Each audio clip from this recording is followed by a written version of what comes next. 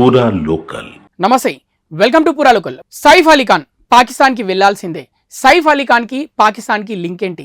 సైఫ్ అలీ ఖాన్కి ఉన్న ఆస్తులకు పాకిస్తాన్కి సంబంధం ఏంటి? ఇప్పుడు ఎక్కడ చూసినా ఇదే చర్చ నడుస్తుంది.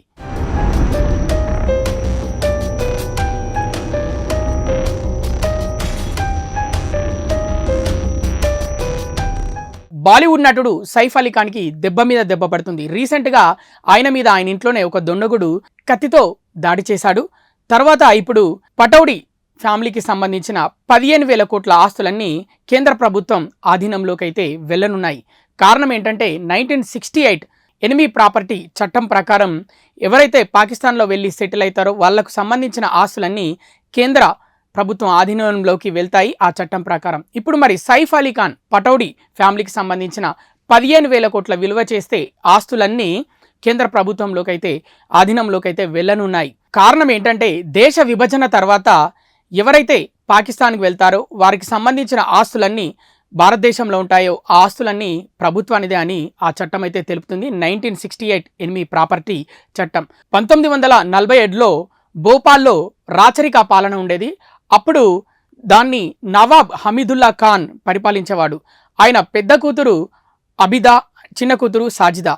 ఆ ఆస్తులన్నీ అబిదా పేరున చట్టం ప్రకారం రాశాడు అప్పటి హమీదుల్లా నవాబ్ ఖాన్. మరి తర్వాత ఆవిడ 1950లో పాకిస్తాన్కి అయితే వెళ్ళిపోవడం జరిగింది అబిదా. మరి ఆ ఆస్తులన్నీ సాజిదా పేరు మీద మళ్ళీ తిరిగి రాయడం జరిగింది. సాజిదాని సైఫ్ అలీ ఖాన్ తాత పెళ్లి చేసుకోవడం జరిగింది.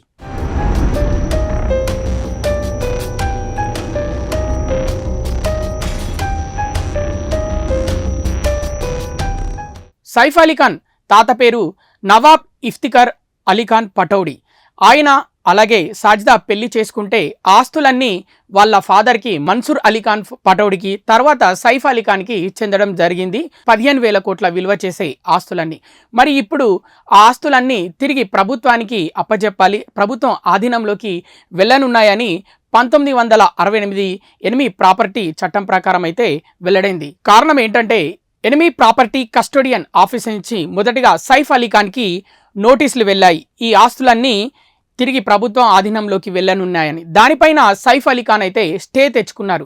కానీ 2024 డిసెంబర్ 13న మధ్యప్రదేశ్ సంబంధించిన హైకోర్టు అయితే ఒక తీర్పునిచ్చింది. 30 రోజులు గడువిస్తున్నాము, మీ పటౌడీ ఫ్యామిలీకి ఒక వివరణ ఇవ్వాలి. ఈ వివరణ మీరు పూర్తిగా కోర్టు ముందు హాజరై వివరణ ఇస్తే దానికి తగ్గట్టు మరి మేము ఆలోచిస్తాము, తీర్పు ఉంటుందని హైకోర్టు అయితే చెప్పడం జరిగింది. మరి ఈ 30 రోజుల గడువులో ఇప్పటివరకు ఒకసారి కూడా పటౌడీ ఫ్యామిలీకి సంబంధించి ఎవరు మధ్యప్రదేశ్ హైకోర్టు ముందు హాజరై వివరణ ఇవ్వలేదు, ఎలాంటి దావా వేయలేదు. కావున ఈ ఆస్తులన్నీ కేంద్ర ప్రభుత్వం ఆధీనంలోకి వెళ్ళనున్నట్లు హైకోర్టు అయితే స్టే ఎత్తివేసింది. మరి ఇప్పుడు ఈ ఆస్తులన్నీ దాదాపు 15,000 కోట్ల విలువ చేసే ఈ ఆస్తులన్నీ మరి కేంద్రం స్వాధీనపరుచుకుంటుంది అని అయితే వార్తలు వస్తున్నాయి. మరి దీనిపైన మళ్ళీ సవాల్ చేస్తూ ఎలాంటి దావా అయినా వేస్తుందా పటౌడీ ఫ్యామిలీ, లేకపోతే కామ్గా ఉంటుందా, ప్రభుత్వానికి 15,000 కోట్ల విలువ చేసే ఆస్తులు దక్కనున్నాయా అనే వార్తలు అయితే వస్తున్నాయి.